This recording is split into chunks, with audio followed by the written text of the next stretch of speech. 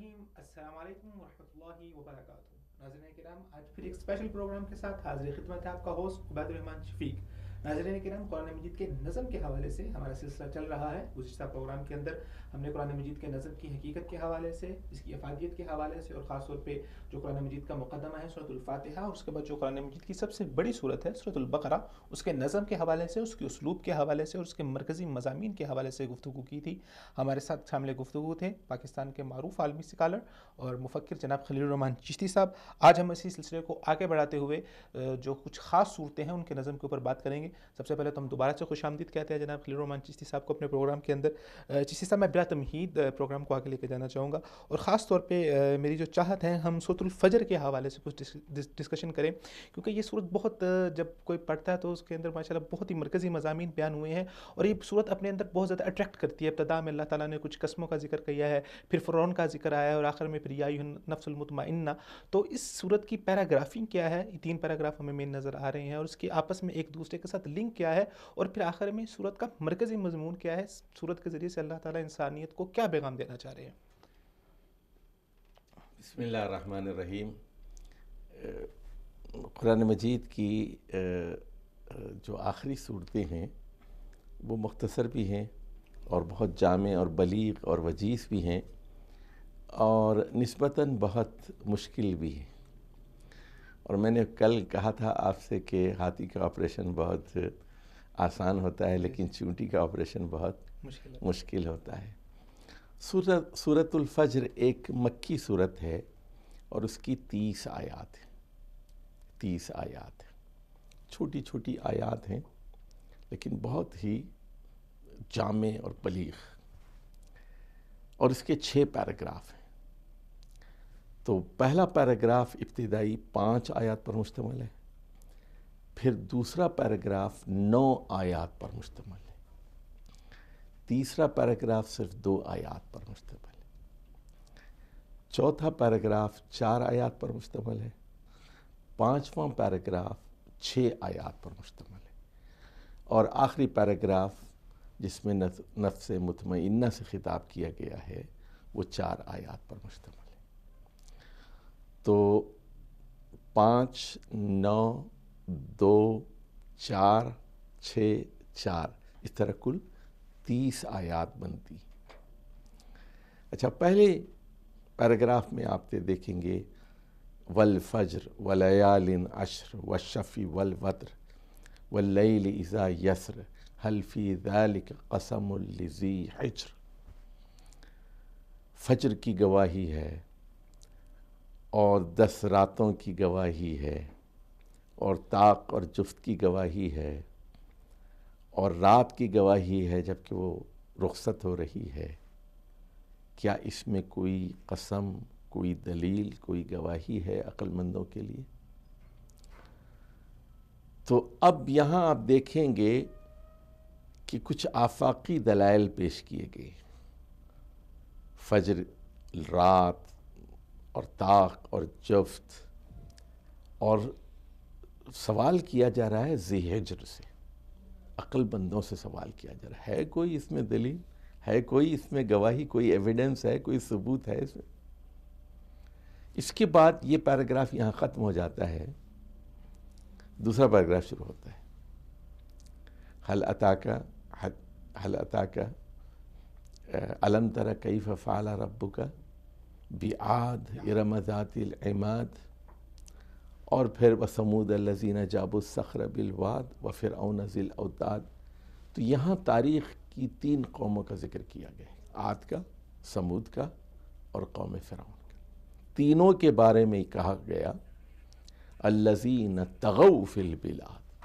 یہ طاغی قوتیں تھیں، سرکش طاغوتی قوتیں تھیں، سرکش قوتیں تھیں، فسادی قوتیں، فاکثروا فیہا الفساد. اور اس کے بعد کہا جا رہا ہے پھر اللہ نے کیا کیا؟ اللہ نے ان پر عذاب کا کوڑا برسایا. ان ربک لبالمرصاد.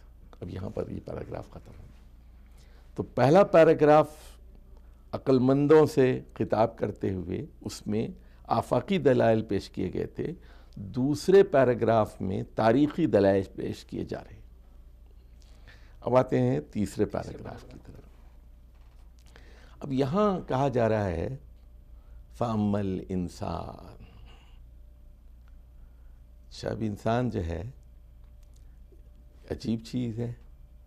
جب اس کو اللہ تعالیٰ کسی تنعیم میں، کسی نعمت سے اور کسی یعنی اکرام سے نوازتا ہے، اس کو پھول جاتا ہے، کرتا ہے، خوش ہوتا ہے، کہتے ہیں ربی اکرمنی، میرے رب نے مجھ پر اکرام کیا ہے.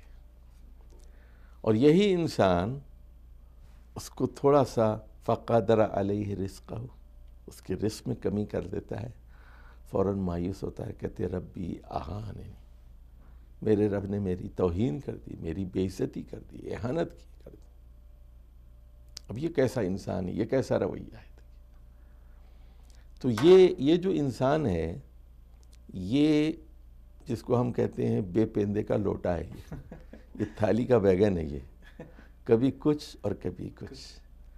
یعنی جیسے منافقین کے بارے میں قرآن کہتا ہے کچھ ذرا ان کو دو تو یہ خوش رہتے ہیں، اور جو ہے کچھ نہ دو تو یہ ناراض ہو جاتے ہیں. تو یہ مفاد کے بندے ہوتے ہیں، یہ مفاد پرست انسان ہے. اب اس کے بعد جو چوتھا پیراگراف ہے 4 آیات پر، اس میں کچھ سماجی عدل کی بات ہو رہی ہے، کچھ معاشی عدل کی بات ہو رہی ہے. اور کہا جا رہا ہے کلا. کلا سے پہلے بھی ایک چیز چھپی ہوتی ہے ہمیشہ ایک قاعدے کے طور پر، بل لا تکرمون الیتیم ولا تحاضون علی طعام المسکین وتاکلون التراث اکلا لما وتحبون المال حبا جما. تو آپ یتیم کا حق ادا نہیں کرتے، مسکین کا حق ادا نہیں کرتے، میراث کا مال کھا جاتے ہیں، بھائیوں کو نہیں دیتے، بہنوں کو نہیں دیتے. ایک آدمی باپ کی جائیداد پہ قابض ہو جاتا ہے، ماں کی جائیداد پر، اور وجہ بتا دی کہ مال کی شدید محبت میں وہ گرفتار ہے. یہ بھی عجیب انسان ہے. اچھا 5واں پیراگراف دیکھیے. اب یہاں اس انسان کے انجام کے بارے میں بتایا جا رہا ہے. کلا اذا دکت الارض دکن دکا. ہرگز نہیں، وہ ہرگز نہیں سے پہلے بھی ایک جملہ چھپا ہوا ہے. یعنی وہ جملہ یہ ہے، یہ انسان جو بے پندے کا لوٹا ہے، اور یہ جو تھالی کا بیگن ہے، جو کبھی کچھ اور کبھی کچھ، جس میں یکسوئی نہیں ہے، وفا نہیں ہے، بے وفا ہے، اللہ کا وفادار یکسو بندہ نہیں ہے، بندے حنیف نہیں ہے. تو اور پھر ظالم بھی ہے، میراث کا مال بھی کھا جاتا ہے، یتیم اور مسکین کا خیال بھی نہیں کرتا، کوئی سماجی اور معاشی رویے اس کے اچھے بھی نہیں ہیں. اب اس کو قیامت کے عذاب سے اور اس کے انجام سے ڈرایا جا رہا ہے. اذا دکت الارض دکن دکا وجاء ربک والملک صفا صفا وجیء یومئذ بجہنم یومئذ یتذکر الانسان. اس دن یہ بے پندے کا لوٹا جو ہے وہ یاد کرے گا. اللہ کہتے ہیں وَأَنَّىٰ لَهُ الذِّكْرَىٰ. لیکن اب کیا فائدہ؟ فَيَوْمَئِذٍ لَا يُعَذِّبُ عَذَابَهُ أَحَدٌ وَلَا يُوثِقُ وَثَاقَهُ أَحَدٌ. اللہ ایسا عذاب دے گا، کوئی اور ایسا عذاب نہیں دے سکتا. اللہ ایسے باندھے گا، ایسی بیڑیاں ڈالے گا، سلاسل و اغلال و سعیرا، کوئی اور نہیں کر سکتا. یعنی خالق کا عذاب مخلوق کے عذاب کی طرح نہیں ہو سکتا. اب یہاں پر اس کے انجام کا ذکر ہے. آخر میں پھر وہ آپ نے پہلے ہی کہہ دیا کہ نفس مطمئنہ کا ذکر ہے، یا ایتھا النفس المطمئنہ. اب 4 آیات ہیں. ارجعی الی ربک راضیۃ مرضیہ فادخلی فی عبادی وادخلی جنتی. یہاں پر ابتدا میں آفاقی دلائل کا ذکر ہوا، پھر تاریخی دلائل آئے، پھر انسانی رویہ ڈسکس ہوا، سماجی رویہ ڈسکس ہوا، کچھ قیامت کے حوالے سے اللہ تعالیٰ نے تذکرہ فرمایا. تو ان سب پیراگراف کا جو آپس میں لنک کیا ہے، اور پھر اس سے جو ایک مرکزی مضمون واضح وہ کیا ہو رہا ہے؟ بتا رہا ہوں. اچھا اب ذرا غور فرمائیے. یہاں قرآن مجید میں کچھ چیزیں چھپی ہوئی ہوتی ہیں. اچھا ایک کا ذکر ہوتا ہے اور دوسرے کو آپ کے ذہن پر چھوڑ دیا جاتا ہے. آپ ذہین آدمی ہیں، خود گیپ فیلنگ کر لیں. جیسے مثال کے طور پر آپ سورہ 3 میں وہاں کہا گیا کہ انسانوں کی 2 قسمیں ہیں، ایک احسن تقویم پر ہیں اور دوسرے اسفل سافلین۔ تو جو احسن تقویم پر ہیں وہ کون ہیں؟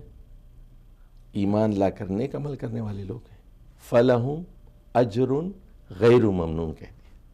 لیکن جو اسفل سافلین ہیں ان کے بارے میں نہیں بتایا، لیکن یہ گیپ فلنگ آپ کو خود کرنی پڑے گی، فَلَهُمْ عَذَابٌ غَيْرُ مَمْنُونَ، یعنی ایمان لا کر نیک عمل کرنے والوں کا اجر بتا دیا، لیکن جو اسفل سافلین ہیں، جو تکذیب کرنے والے ہیں، ان کا ذکر جو ہے وہ آپ کی عقل پر چھوڑ دیا۔ اب یہاں بھی دیکھیے کہ یہ جو عقل مند لوگ ہیں وہی تو نفس مطمئنہ ہے۔ اچھا، اب نفس مطمئنہ کی ضد کیا ہے اور جو عقل مند ہے اس کی ضد کیا ہے؟ تو عقل مند کی ضد تو بے وقوف ہے۔ اب ذرا غور کیجئے، میں نے بتایا تھا کہ اس میں کتنے پیراگراف ہیں؟ 6 پیراگراف۔ 6 میں آپ دیکھیں گے پہلے پیراگراف میں اور آخری پیراگراف میں ایک ہی بات ہو رہی ہے عقل مند انسان کی، اور یہی نفس مطمئنہ۔ اور درمیان کے جو 4 پیراگراف ہیں، پیراگراف 2، 3، 4 اور 5 میں اس بے وقوف انسان کی بات ہو رہی ہے، اور نفس غیر مطمئنہ کی بات ہو رہی ہے، اور نفس مجرمہ کی بات ہو رہی ہے۔ تو یوں سمجھیے کہ یہ یعنی اصل میں یہ احتباق کی ایک قسم ہے، اور یہ قرآن مجید میں بڑی معروف چیز ہے کہ ایک چیز بتائی جاتی ہے اور باقی چیز چھوڑ دی جاتی ہے، اور گیپ فلنگ آپ کو خود بخود کرنا پڑتا ہے، یعنی خالی جگہ جو ہے اس کو آپ کو پر کرنا پڑتا ہے۔ ذہین آدمی جم کرتا ہے اور وہ فوراً پہنچ جاتا ہے۔ اچھا، اب ذرا غور کیجئے کہ جو آدمی کائنات پر غور کرتا ہے، آفاق پر، وہ دیکھتا ہے کہ رات کے بعد فجر طلوع ہو گئی، اور پھر یہ 10 راتیں بھی ایک جیسی نہیں ہیں۔ پہلی 10 راتوں میں آپ دیکھتے ہیں کہ چاندنی بڑھتی جاتی ہے، اور درمیانی میں جو ہے چاندنی بہت اچھی ہوتی ہے، اس کے بعد پھر آخری 10 میں گھٹتے گھٹتے چاندنی بالکل غائب ہو جاتی ہے، چاند بھی غائب ہو جاتا ہے۔ اچھا، یہ طاق اور جفت مہینے ہیں، کبھی 29 کا مہینہ ہوتا ہے، کبھی 30 کا مہینہ ہوتا ہے، اور رات بھی رخصت ہو کہ پھر فجر طلوع ہوتی ہے۔ یہ کائنات کیا کہہ رہی ہے کہ یہ دنیا کا نظام عارضی ہے، تبدیلی ناگزیر ہے، تبدیلی ناگزیر ہے، کہ یہ دنیا بھی یہ ایک رات ہے اور اس کی بھی ایک صبح ہے، اور وہ صبح جو ہے وہ صبح قیامت ہے۔ تو عقل مند آدمی اس نتیجے پر پہنچتا ہے کائنات کے اندر مشاہدات کی روشنی میں کہ آخرت اور جزا و سزا لازمی اور یقینی۔ اب آ جائیے، تاریخ بھی یہی بات کہہ رہی ہے، اگلے پیراگراف۔ تاریخ بھی عاد کے انجام پر غور کرو، سمود کے انجام پر غور کرو، اور فرعون کے انجام پر غور کرو۔ یہ فسادی قوتیں بھی تھیں اور طاغوتی قوتیں بھی تھیں، یعنی جیسے جو ہے، اور وہاں کہا گیا سورہ شمس میں کہ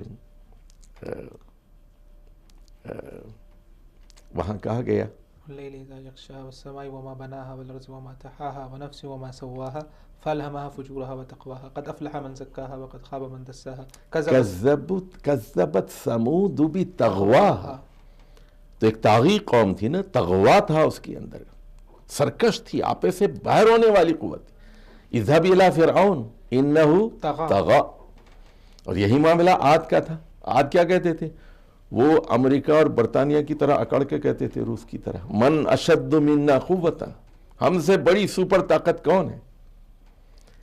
تو کیا ہوا پھر؟ فصب علیہم ربک صوت عذاب ان ربک لبالمرصاد، ان ربک لبالمرصاد۔ تو یہ تاریخ کا ایک سبق ہے کہ اللہ تعالیٰ نیک لوگوں کو بچا لیتا ہے، انجینا الذین آمنوا، اور برے لوگوں کو سزا دیتا ہے. تاریخ کے اندر جزا اور سزا کا سبق موجود ہے. تو پھر کیا ہوا عاد کو ایک سرد ہوا سے مارا گیا اور حضرت ہود اور ان کے اہل ایمان ساتھیوں کو بچا لیا گیا. سمود کے ساتھ کیا ہوا؟ ایک صیحہ سے، ایک آواز سے ان کو مارا گیا اور حضرت صالح اور ان کے اہل ایمان ساتھیوں کو بچا لیا گیا. اور فرعون کے ساتھ کیا ہوا؟ فرعون کو غرق کیا گیا پوری فوج کے ساتھ. 2 فوجیں تھیں، ایک فرعون کی اور ایک حامان کی، جنودہما. اور پھر بنی اسرائیل کو اللہ تعالیٰ نے بچا لیا. حضرت موسیٰ کی قیادت میں انہوں نے دریا پار کر لی. تو تاریخ یہ کہہ رہی ہے کہ اللہ گھات میں ان ربک لبالمرصاد، ان ربک لبالمرصاد. تو یہ سب کیا ہے؟ یہ نفس غیر مطمئنہ ہے. اب یہ دیکھیے اب فرعون کا بھی یہی معاملہ تھا. یعنی ڈوبتے وقت وہ کہہ رہا تھا کہ میں اس الہ پر ایمان لاتا ہوں جو بنی اسرائیل جس الہ پر ایمان لے آئے، میں مانتا ہوں لا الہ الا. وہ اس وقت کہتا ہے، لیکن اس وقت اس کا کلمہ پڑھنا اس کے لیے کارآمد ثابت نہیں ہو سکتا. اب آ جائیے اگلے پیراگراف میں کہ جب چیزیں ملتی رہتی ہیں تو پھر وہ رب کا شکر گزار ہوتا ہے. اور جیسے ہی اللہ تعالیٰ اس کو آزماتا ہے تو امتحان اس کے 2 قسم کے ہوتے ہیں. ایک سکھ کا امتحان ہوتا ہے اور ایک دکھ کا امتحان. تو جو نفس مطمئنہ ہوتا ہے وہ سکھ میں اللہ کا شکر ادا کرتا ہے اور دکھ میں صبر کرتا ہے. اور نفس غیر مطمئنہ وہ سکھ کے ایام میں ناشکری کرتا ہے، شکر کے بجائے ناشکری کا رویہ اختیار کرتا ہے، اور دکھ میں صبر کے بجائے بے صبری کا مظاہرہ کرتا ہے. اچھا اب دیکھیے سماجی اور معاشی عدل کی بات کی گئی کہ جو آدمی آخرت کو نہیں مانتا وہ کیا کرتا ہے؟ کیا آپ نے اس آدمی کو دیکھا؟ عبید بھائی، کیا آپ نے اس آدمی کو دیکھا جو آخرت کو نہیں مانتا؟ دیکھا ہے؟ نہیں دیکھا؟ دیکھا ہے؟ کہاں دیکھا؟ آپ کے اپنے خاندان میں ہوں گے، آپ کی برادری میں، آپ کے گاؤں میں، آپ کے شہر میں آپ نے دیکھا. سمجھے؟ اتنا دھڑلے سے ظلم کر رہا ہے، آخرت کو مانتا ہو تو ظلم دیکھیں نہیں، وہ کون ہے؟ سنیے، ارأیت الذی یکذب بالدین فذلک الذی یدعو الیتیم ولا یحض علی طعام المسکین. کیا آپ نے اس شخص کو دیکھا جو دین کو، جزا اور سزا کو، قیامت کے دن کو جھٹلاتا ہے؟ یہ وہی تو ہے جو یتیم کو دھکے دیتا ہے. چچا ہے نا، اس کا بھائی مر گیا تو اپنے بھائی کی جائیداد پہ قبضہ کر کے یتیم بھتیجوں کے ساتھ ناانصافی کر رہے ہیں. وہ ماموں ہے جو بہن کی جائیداد پہ قابض ہو چکا ہے اور بہن کے بچے جو ہیں بلک رہے ہیں. یہی تو منکر آخرت ہے. جو آخرت کا انکار کرنے والا ہے وہ کبھی سماجی اور معاشی عدل کی بات نہیں کرے گا اور کبھی سماجی اور معاشی عدل کے لیے کھڑا نہیں ہوگا. اور انبیاء دنیا میں کس لیے آتے ہیں؟ انبیاء اس لیے آتے ہیں کہ معاشی عدل ہو، سماجی عدل ہو. لیقوم الناس بالقسط، سورہ حدید کی مشہور آیت ہے، لیقوم الناس بالقسط. اور یہ کیوں ہوتا ہے سارا؟ کہ وَتَأْكُلُونَ التُّرَاثَ أَكْلًا لَمًّا وَتُحِبُّونَ الْمَالَ حُبًّا جَمًّا. اچھا اب ان کو بتایا جا رہا ہے کہ جہنم قریب لائی جائے گی تو یہ زمین ریزہ ریزہ کر دی جائے گی. یہ نظام باقی نہیں رہے گا، تبدیلی آ کے رہے گی. وہی تبدیلی جس کا ذکر شروع میں کیا گیا تھا، یعنی اذا دکت الارض دکن دکا وجاء ربک اور اللہ آئے گا جیسے اس کی شان ہے. وہ آئے گا اور فرشتے آ جائیں گے، عدالت قائم ہو جائے گی، فرشتے قطار میں کھڑے ہوں گے، صف بستہ ہوں گے اور کارروائی شروع ہوگی. اور ہر آدمی کے ساتھ ایک سائق ہوگا، ایک شہید ہوگا، اور جو ہے فرد جرم عائد ہوگی، فیصلے فٹافٹ ہوتے جائیں گے. وَأُزْلِفَتِ الْجَنَّةُ لِلْمُتَّقِينَ غَيْرَ بَعِيدٍ. اس طرف جنت قریب لائی جائے گی. اور یہاں وَجِيءَ يَوْمَئِذٍ بِجَهَنَّمَ، فٹافٹ فیصلے ہوتے جائیں گے. یہ دنیا کی عدالتیں نہیں ہیں کہ 10 15 سال تک فیصلے ہوتے رہے. بالکل مقدمہ تیار ہوگا اور ریکارڈ تیار ہوگا، ہر چیز دکھا دی جائے گی، فٹافٹ فیصلے ہو. اور پھر اللہ تعالیٰ یہ جو ناشکرے لوگ ہیں، جو منکر قیامت ہیں، ان کو سزا دے گا۔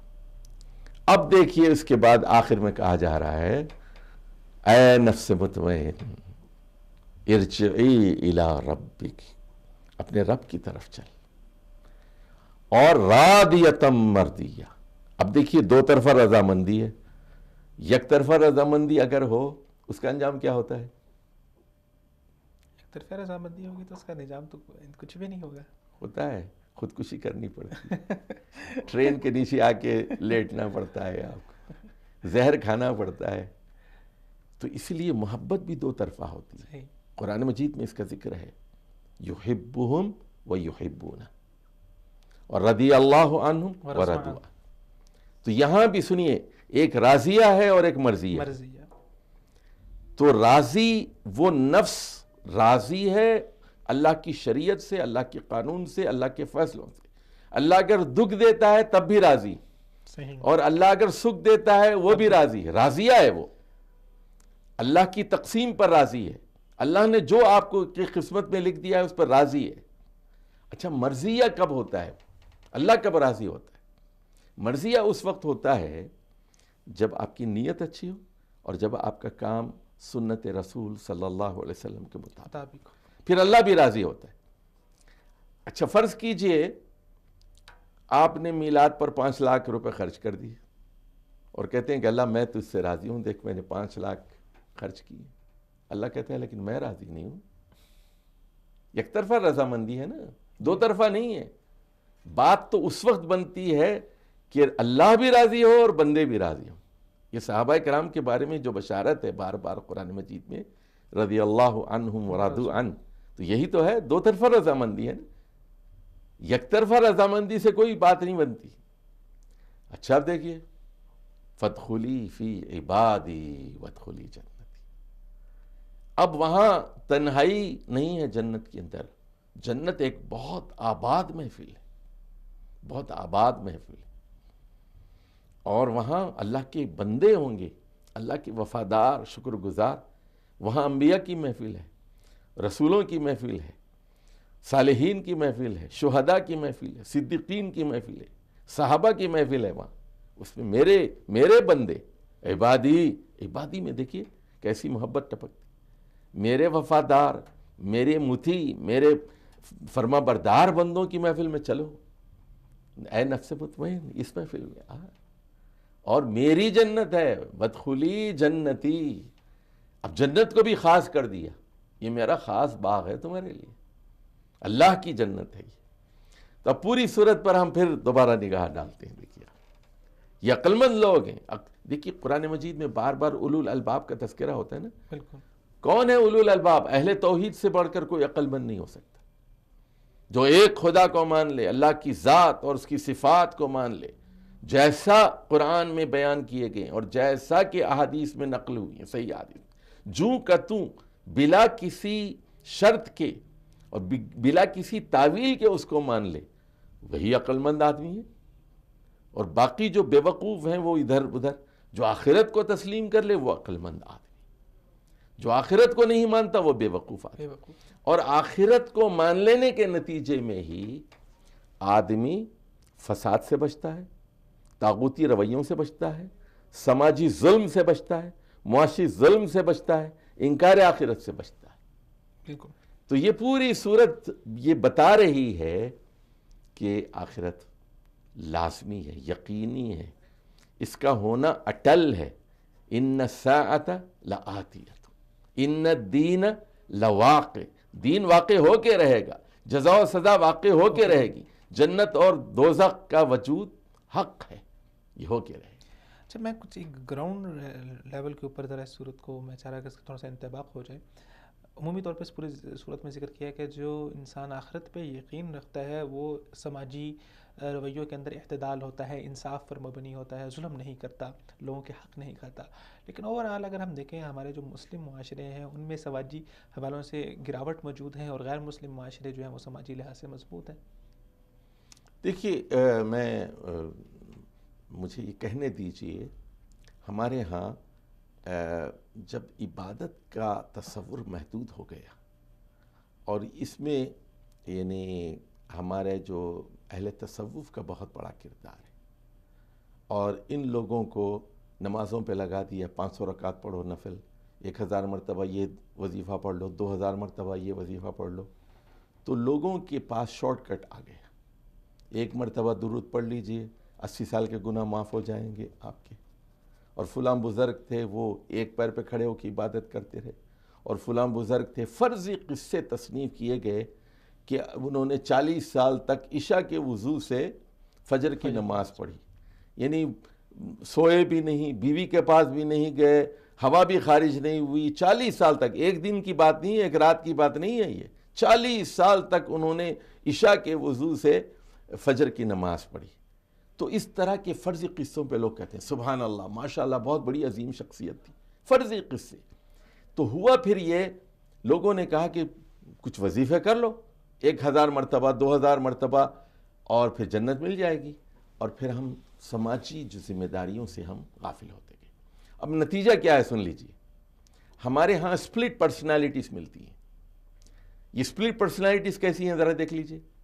ایک صاحب کہتے ہیں الحمدللہ میں نماز تو نہیں پڑھتا، الحمدللہ کا استعمال دیکھیا، لیکن میں زکوٰۃ وقت پہ دیتا ہوں، غریبوں کا خیال رکھتا ہوں، ہر مہینہ میں خیرات کرتا ہوں. اچھا دوسرے صاحب کہتے ہیں الحمدللہ میں نماز پڑھتا ہوں لیکن ہیں بخیل، زکوٰۃ نہیں دیتے، سود کھاتے ہیں، رشوت وہ لیتے ہیں، نمازیں خوب پڑھ رہے ہیں.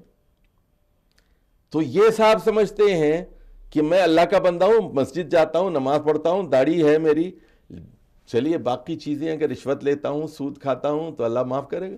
اور وہ دوسرے صاحب کہتے ہیں کہ ٹھیک ہے میں نماز نہیں پڑھتا، اللہ معاف کرے گا مجھے، لیکن میں غریبوں کے حقوق کا، رشتہ داروں کے حقوق کا پاس و لحاظ کرتا ہوں.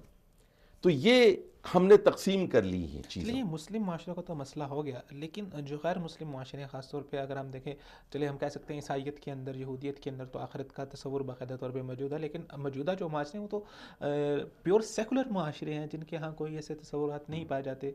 تو ان کے اندر سماجی رویوں کے اندر اس قدر دیکھنے میں کہ لوگوں کے ساتھ برتاؤ اچھا کرنا اور رواداری موجود ہے، اور ہمارے اندر نہیں، ان میں کیوں آ گئی پھر یہ؟ دیکھیے ایک تو انہوں نے اپنے طور پر کچھ اقدار کا تعین کیا. اچھے دیکھیے وہ یہ کہتے ہیں یعنی کہ اہل عقل ہیں وہ جس کا ذکر اس صورت میں ہوا ہے. نہیں اہل عقل تو نہیں ہے، وہ اہل ہوس ہی ہیں، اہل ہوس ہی ہیں. لیکن وہ کہتے ہیں کہ پہلے تو ہم اپنی ویلیوز کا تعین کریں، اور اس کے بعد جو ہم تعین کریں اس کی پابندی کریں. مثال دیتا ہوں میں آپ کو. وہ یہ کہتے ہیں کہ پروسٹیٹیوشن میں کوئی برائی نہیں، ایک عورت اپنا جسم بیچ سکتی ہے اور $50، لیکن $50 میں وہ اپنا جسم بیچے گی، لیکن $5 اس کو ٹیکس دینا پڑے گا گورنمنٹ کو. اب یہ قانون پاس ہو گیا. ان کے نزدیک جسم بیچنا گناہ نہیں ہے، لیکن اگر وہ $5 گورنمنٹ کو نہیں دیتی وہ گناہ ہے، تو پھر وہ جو ہے بہت بری. اور یہی اخلاقیات کا سبق آج کل پاکستان میں پڑھایا جا رہا ہے. وہ ان کے نزدیک یعنی جو اسلامی اقدار ہیں، اسلام کے حلال اور حرام کے قوانین، یہ زیادہ اہمیت کے حامل نہیں ہیں. وہ یہ کہتے ہیں کہ رشوت لینا بہت بڑا گناہ ہے، لیکن لڑکوں اور لڑکیوں کا اختلاط، رقص اور سرود اور گانا بجانا، یہ کوئی بڑی بات نہیں ہے. یہ اور یہ کہ میں اگر شراب پیتا ہوں یا میں حشیش کے انجیکشن لیتا ہوں، مریوانا کے انجیکشن لیتا ہوں، یہ میرا ذاتی فعل ہے، لیکن ٹیکس ضرور دیں آپ. تو یہ مغرب نے خود ساختہ ویلیوز کا ایک تعین کیا اور کہا کہ ہم اکثریت کی رائے کی روشنی میں فیصلہ کریں گے، پارلیمنٹ فیصلہ کرے گی یا ریفرینڈم فیصلہ کرے گا کہ اقدار کیا ہونا چاہیے، اور جو فیصلہ ہم کریں گے اس کی ہم پابندی کریں. یعنی کہ عقل بھی جب وہی سے باہر نکل جائے گی تو وہ بھی بلاخر اس کا نتیجہ چاہے دنیاوی لحاظ سے کچھ فائدہ بھی ہو، لیکن آخر نتیجہ اس کا جو ہے وہ خراب ہی ہے، وہ بھیانک ہی ہے، وہ راضیہ مرضیہ نہیں ہو سکتا. اچھا آگے ہم چلتے ہیں. سورۃ الفجر کے حوالے سے ہماری سیر حاصل گفتگو ہوئی. آگے سورۃ الاخلاص کے حوالے سے، جس کو قرآن مجید کا خلاصہ بھی کہا جاتا ہے، اور مختصر سی صورت، یہ ہاتھی سے چونٹی سے بھی نیچے آگے کہ بہت مختصر صورت ہے، 3 آیات پہ مشتمل ہے، لیکن خلاصہ قرآن، اور رسول اللہ نے فرمایا کہ جو 3 دفعہ پڑھ لے، 4 آیات پہ مشتمل ہے، اور رسول اللہ نے فرمایا کہ جو 3 دفعہ پڑھ لے اس کو پورے قرآن پڑھنے کا ثواب مل جاتا ہے. تو اس صورت کی کیا خصوصیات ہیں؟ دیکھیے اس پر تو لمبی چوڑی بات ہو سکتی ہے، لیکن بہت مختصراً میں بات کرتا ہوں۔ پہلی آیت میں کہا گیا کہ وہ احد ہے، اور دوسری آیت میں یہ کہا گیا کہ وہی صمد ہے۔ ذرا غور فرمائیے، یہاں اللہ الصمد، یہ نہیں کہا گیا اللہ الصمد۔ اور عربی کا اصول ہے، آپ جانتے ہیں کہ خبر ہمیشہ کیا ہوتی ہے؟ نکرہ ہوتی ہے جی، لیکن یہاں خبر معرفہ ہے، اور جب خبر معرفہ ہوتی ہے تو اس میں حصر کا مفہوم پیدا ہوتا ہے، یعنی اللہ ہی صمد ہے، کوئی اور صمد نہیں۔ اس کے بعد کہا گیا کہ نہ اس نے کسی کو جنا، نہ وہ جنا گیا۔ لم یلد بھی نہیں ہے، لم یلد بھی ہے، یعنی یلد بھی نہیں ہے وہ، اور یولد بھی نہیں۔ غلط بھی نہیں ہے۔ اس کے بعد کہا گیا آخر میں کہ اس کا کوئی کفر بھی نہیں۔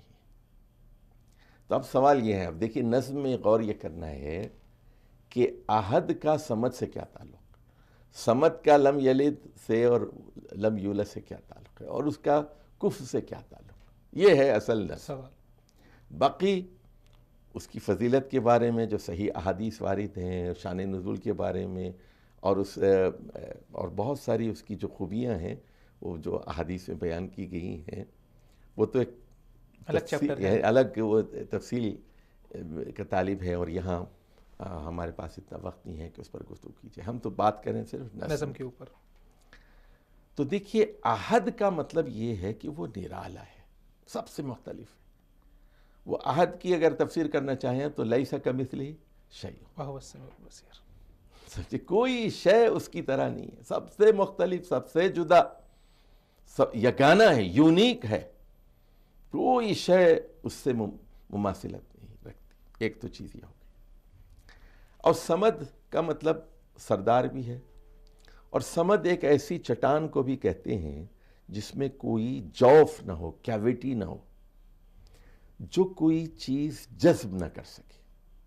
جیسے یہاں فرض کیجئے پانی گر جاتا ہے نا، تو آپ کیا کرتے ہیں؟ کپڑا ڈالتے ہیں، جذب کر لیتا ہے اس کو، کپڑا پانی کو جذب کر لے گا، اور کپڑے کو جب نچوڑیں گے جی جی تو اس میں سے پانی نکل صحیح۔ آئے گا۔ لیکن صمد ایک ایسی چٹان ہے جس کے اندر کوئی چیز داخل نہیں ہو سکتی اور کوئی چیز خارج نہیں ہو سکتی۔ سکتے۔ اب اللہ کے بارے میں یہ بات اب جو ہے خارج نہیں ہو سکتی، تو یہ بات بتائی گئی کہ وہ لم یلد ہے۔ لم یلد ہے۔ اچھا دیکھیے، ایک عورت اگر حاملہ ہوتی ہے جی، تو اس کے جب وہ زچگی ہوتی ہے اس کی، تو اس کے وزن میں کمی ہوتی ہے۔ صحیح۔ 100 پاؤنڈ کی ہے اور 10 پاؤنڈ کا بچہ دے دیا اس نے، تو 90 پاؤنڈ کی ہو جی، جاتی ہے نا، جنتی ہے وہ۔ جی، اسی طرح بچہ باپ پر کیوں جاتا ہے؟ کیونکہ وہ باپ کا حصہ ہے، حصہ ہے، وہ صحیح۔ باپ کا نطفہ ہے، نطفہ باپ کے اندر سے نکلا ہے نا۔ جی، اور عورت ماں کے اوپر بچہ کیوں جاتا ہے؟ اس لیے کہ وہ ماں کا حصہ ہے، ماں کے انڈے میں سے جو ہے وہ مخلوط نطفے سے پیدا کیا گیا ہے، مرد اور نطفتین امشاج سے پیدا کیا گیا ہے۔ تو اب یہ بتایا جا رہا ہے، جیسے ہم ہیں مثال کے طور پر، ہمارے اندر بہت ساری چیزیں داخل ہوتی ہیں جی، اور بہت ساری چیزیں خارج ہوتی خارج ہیں۔ ہوتی ہیں۔ یہ بھی اللہ تعالیٰ جو ہے نا، وہ یعنی لا یطعم ولا یطعم، ملائکہ۔ سمجھے؟ تو کہ نہ تو وہ کھاتا ہے، نہ سمجھے، نہ وہ اس کو کھلایا جاتا ہے، ٹھیک ہے نا؟ لم یلد ولم یولد۔ اور کفل، لفظ کفل کا کیا تعلق ہے؟ اچھا اب دیکھیے، اب یولد میں جو بات کہی جا رہی ہے کہ وہ کسی کے اندر سے برآمد نہیں ہوا، صحیح۔ یعنی لم یلد کا مطلب یہ ہے کہ اس کے نیچے کوئی نسب کا سلسلہ نہیں ہے، نہ بیٹا ہے، ادھر دیکھیے، نہ بیٹی ہے، نہ پوتا ہے، نہ پوتی ہے، نہ نواسا ہے، نہ نواسی ہے۔ اور لم یولد سے یہ بات معلوم ہوئی، اوپر نہ کوئی باپ ہے، نہ ماں ہے، نہ دادا ہے، نہ پردادا ہے، صحیح۔ ایسا احد ہے وہ۔ احد ہے۔ اب نیچے بھی کوئی نہیں ہے، اوپر بھی کوئی نہیں ہے، تو اب متوازی کون ہے؟ کون ہو سکتے ہیں متوازی؟ کون ہے؟ جیسے آپ کے نیچے آپ کے بچے ہوتے ہیں نا، اوپر آپ کے والدین ہیں، باپ دادا ہیں، تو متوازی کون ہے آپ کے یہاں؟ ہم مرتبہ، ہم رتبہ کون ہے؟ جو بھائی ہوں گے، بھائی ہیں، بیوی ہے، شوہر ہے۔ صحیح۔ تو اب یہاں اس کا کوئی کفر بھی نہیں، کوئی کفل بھی نہیں۔ یعنی دیکھیے کیسے احد کو اللہ نے صمد سے جوڑا، اور صمد کو لم یلد ولم یولد سے، اور اس کو پھر کفر۔ کہ اس کا کوئی برابر بھی نہیں ہے، پیرلل بھی نہیں ہے، کوئی مد مقابل بھی نہیں، اس جیسا کوئی نہیں. کہ احد کی ساری تفصیل، احد کی ساری تفصیل. بہت نوازش چشتی صاحب، ہمارے پاس وقت کی بہت قلت ہے، دل تو چاہتا تھا کہ اس کے اوپر ہم مزید تفصیل سے گفتگو کریں. جی ناظرین کرام، ہمارا وقت یہاں پہ ختم ہوا چاہتا ہے اور آپ سے اسی کے ساتھ اجازت چاہتے ہیں. پھر ملاقات ہوگی اگلے کسی پروگرام میں، تب تک کے لیے خدا حافظ.